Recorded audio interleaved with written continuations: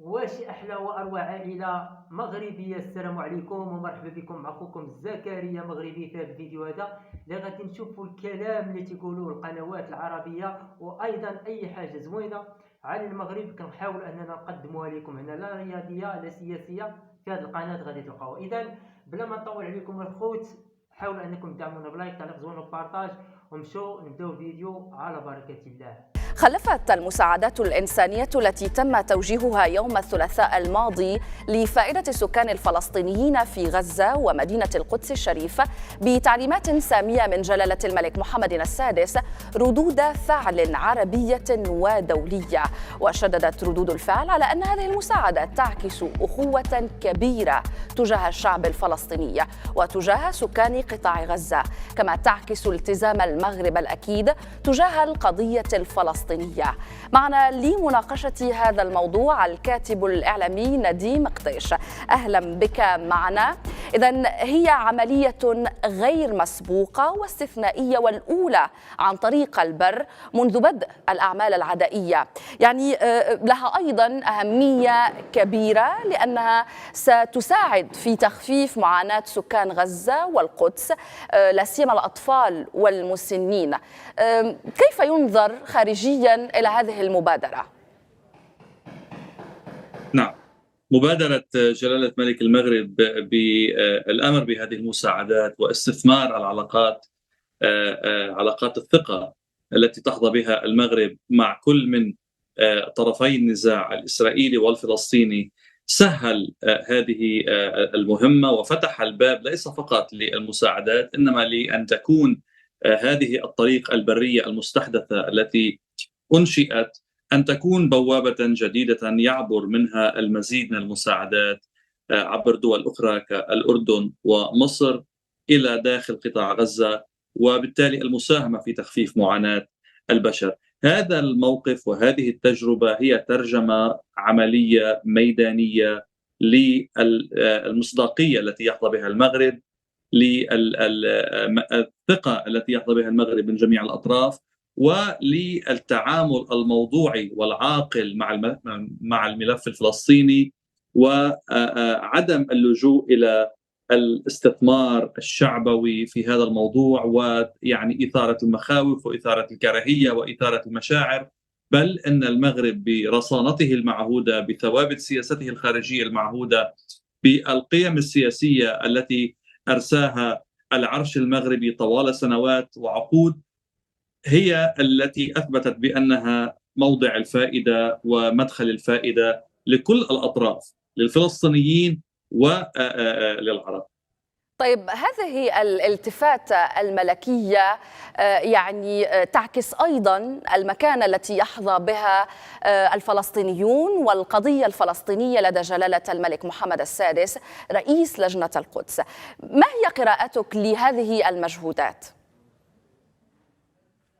بالواقع المساعدات هي الخطوة الأحدث في سياق سلسلة كبيرة من الخطوات التي قام بها المغرب ما قبل 7 أكتوبر وما بعد 7 أكتوبر في محاولة للوصول إلى حل سلمي وعاقل للموضوع الفلسطيني. حتى بعد 7 أكتوبر كل الاجتماعات التي حصلت، الاجتماعات السياسية، اجتماعات وزراء الخارجية العرب، كان واضحا أن الموقف المغربي منسجم مع مجموعة عربية أخرى كدولة الإمارات العربية المتحدة، السعودية وآخرين، ومصر والأردن والبحرين. هذه المجموعة مجموعة التعقل العربي، ولا أقول التعقل العربي، نعم.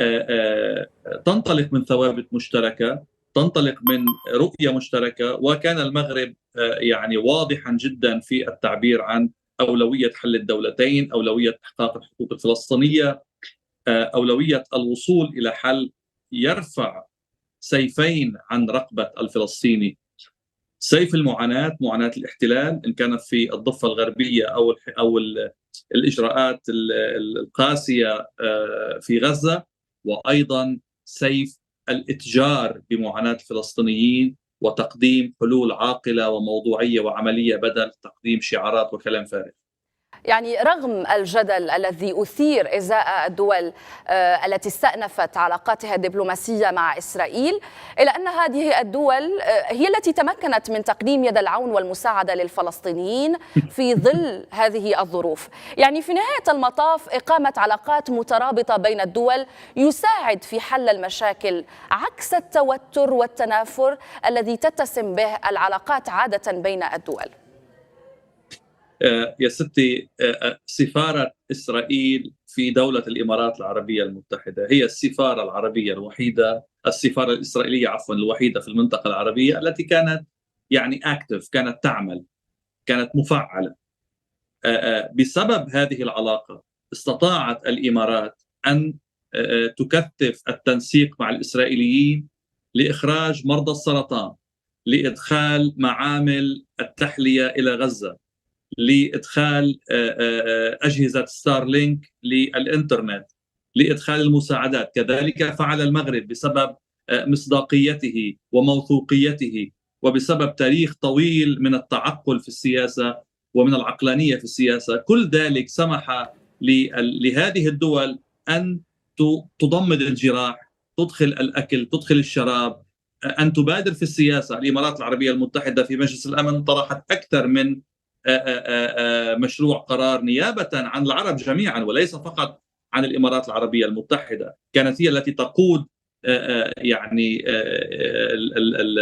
المباحثات العملية وتتصدر الصورة، ولكن هذا الحراك كان حراكا باسم مجموعة التعقل العربي. وبالتالي يعني علينا أن نسأل إن كان من عقد سلاما مع إسرائيل مجرمون بحق فلسطين، لنفترض جدلا، نعم. ماذا فعل الآخرون؟ ماذا فعلت الدول التي تعادي إسرائيل وتتاجر بالقضية الفلسطينية وترفع السقوف والشعارات؟ ماذا فعلوا؟ يا سيدتي، من يقتل الفلسطينيين اليوم هي الحرب، لا السلام. السلام لا يقتل، السلام يفتح أبواب التعاون، السلام يفتح أبواب الطمأنينة، يفتح أبواب الاستقرار، يفتح أبواب الازدهار.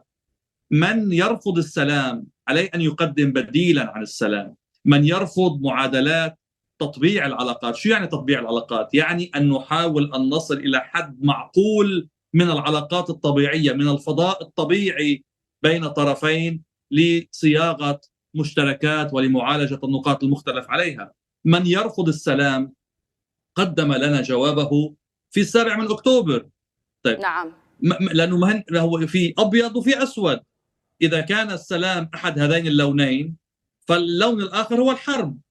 من يرفض السلام قدم إجابته، قدم اقتراحه، قدم وجهة نظره التي ترجمت دمارا شاملا لقطاع غزة، مقتل 35,000 من الأبرياء، تهجير وإنهاء مستقبل.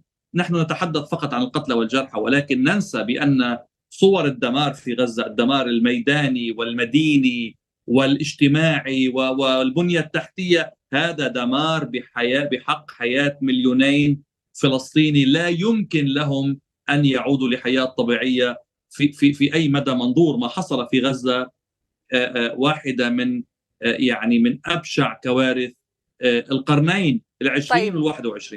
نعم. طيب، هناك في المقابل جهود الوساطة لوقف إطلاق النار في قطاع غزة. برأيك إلى أين ستصل هذه الجهود، وهل ستنجح بالفعل في وضع حد لهذه الحرب؟ حتى الآن للأسف هناك من يعتبر بأن دماء الفلسطينيين هي ما بقي له من سلاح.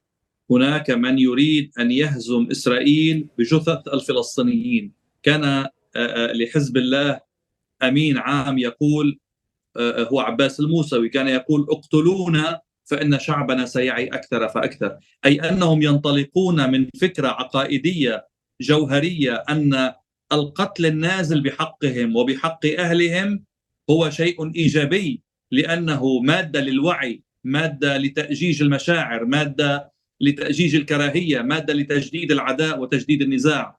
أعتقد بأن السنوار، وهذا ما قرأناه في الصحف، لا زال يقاوم فكرة وقف إطلاق النار، اعتقادا منه أن الاستمرار في المعركة يعني الاستمرار في الضحايا والدماء والمعاناة، وأن مناخات شهر رمضان المبارك ستؤجج مشاعر المسلمين، وبالتالي ربما تنتفض الضفة الغربية، ربما ينتفض عرب إسرائيل، ربما تفتح جبهات أخرى. هذه هي أوهام السنوار التي دمرت غزة. لو واضح. سمحتي لي فقط بعجالة سريعة. بعجالة أرجوك. نعم تفضل. السنوار توهم بأن 7 أكتوبر لن يتم الرد عليه لأن بيديه رهائن، ردت إسرائيل. توهم بأن لن يكون توغل بري، توغلت إسرائيل. توهم بأن هذا التوغل سيكون محدود، وإذ أصبحت إسرائيل على أبواب رفح. والآن يتوهم بأن المزيد من القتل بحق الفلسطينيين سيؤدي إلى ثورة إسلامية عربية طويلة عريضة، وهذا لن يحصل. من يريد وكما شفتوا الاخوان ديالنا كان هذا هو الفيديو. كنتمنى الفيديو ينال الاعجاب ديالكم بطبيعه الحال. اذا نال الاعجاب ديالك لا انت لايك، تعليق زوين وبارطاج. الله ربي يكبر بكم وتحياتي لكم، ونشوفكم ان شاء الله في فيديو قادم.